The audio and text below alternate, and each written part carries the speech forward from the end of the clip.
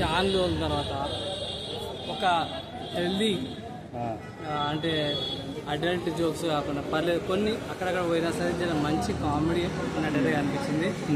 మన ever legend ever ఒక మంచి మూవీ అనుకోవచ్చు. అట్లనే మరి వీరిద్దరిది కాంబినేషన్ సూపర్ బై. వీళ్ళ సందూడు అంటారు కానీ అతను నాకు ఎక్కువ కామెడీ అనిపించలేదు, అతని స్ట్రగుల్స్ ఎక్కువగా అనిపించింది. కామెడీ కంటే కూడా అతని స్ట్రగుల్స్ లవ్ స్టోరీ అనిపించింది నాకు.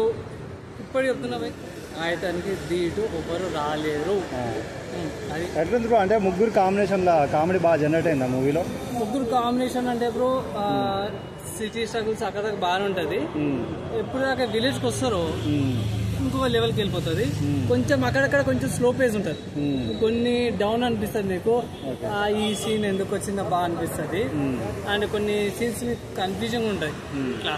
లాస్ట్ క్లియర్ అవుట్ అవుతాయి. ఎండింగ్ వచ్చేసరికి ఇదే కదా అన్నట్టు అనిపిస్తుంది. కొంచెం ప్రెడిక్టబుల్ ఉంటుంది కాన్సెప్ట్. మీకు కొన్ని మూవీస్ ఉన్నాయి పాత మూవీస్ అలాంటి కాన్సెప్ట్ లాగా అనిపిస్తుంది. జాగాల గురించి కానీ తాతమ్మ బాండింగ్ గురించి కానీ బాగా చూపించారు.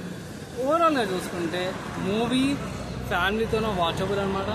ఈ వీక్ కామెడీ కోసం కానీ ఫ్యామిలీతో వాచ్ చేయడం. మార్నింగ్ లైలా మూవీ ఈ మూవీతో పోలిస్తే ఏది బెటర్ బ్రో? రెండు కూడా కామెడీ జానర్స్ లో వచ్చింది కానీ లైలా ఏ సర్టిఫికేట్ ఇచ్చింది కదా, సో దీనికి కంపేర్ చేయలేము.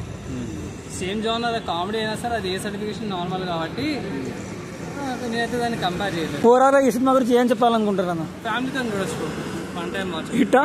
యావరేజ్. Okay right.